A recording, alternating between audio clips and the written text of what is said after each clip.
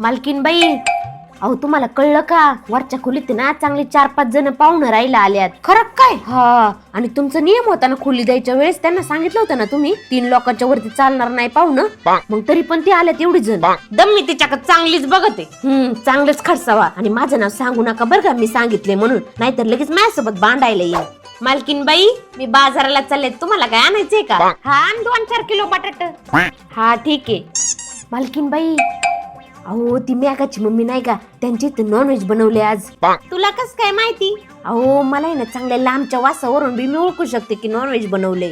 आणि आज नाही, बऱ्याच दिवसापासून मी बघत येत, आतमध्ये कडी लावून घेतात आणि नॉनव्हेज बनवीत बसतात.